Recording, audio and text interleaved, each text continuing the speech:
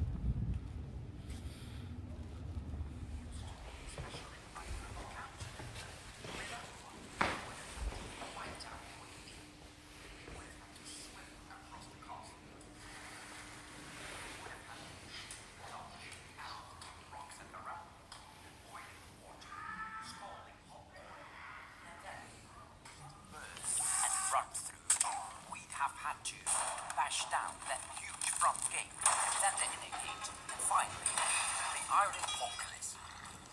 Only then would we be standing here in the inner courtyard, a swarm of bloodthirsty knights.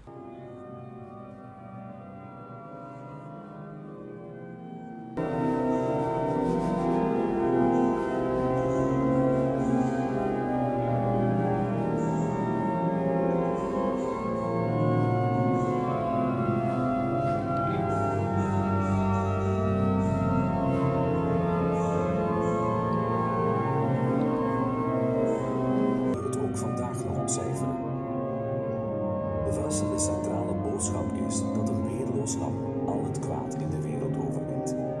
Dat lam is Jezus Christus. Het verhaal van Jezus begint met de aankondiging van zijn geboorte door een engel aan een gewoon meisje, Maria. God wordt zelf mens om voor te leven wat het betekent om volledig mens te zijn. Van Eyck situeert dit kosmische gebeuren in Gent, in een 15e eeuws interieur met uitzicht op de Korte Dagsteeg. De binnenkant van het altaarstuk heeft een heel ander kleurenpalet, feestkleuren. Vroeger werd het alleen geopend op kerkelijke feestdagen. Hier worden twee verhalen verteld, eenmaal met grote figuren en eenmaal met kleinere. In beide verhalen staat Christus centraal, maar het verschil is frappant. Bovenaan zien we in enkele beelden de hele mensengeschiedenis samengevat. Het begint bij Adam en Eva. Al in de tweede generatie wordt de geschiedenis getekend door broedermoord. Tot op vandaag is het niet anders. De mens maakt misbruik van zijn vrijheid en het kwaad krijgt vrij spel. Aan het einde van de tijd verschijnt Christus als een machtige koning, overwinnaar en rechter tegelijk.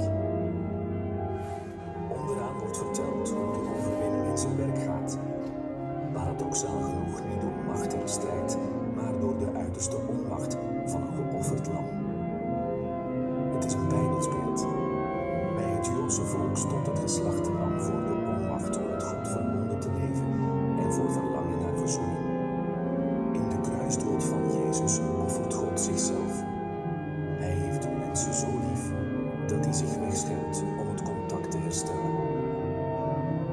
Sinds de restauratie in zijn oorspronkelijke staat kijkt het lam ons zelfbewust en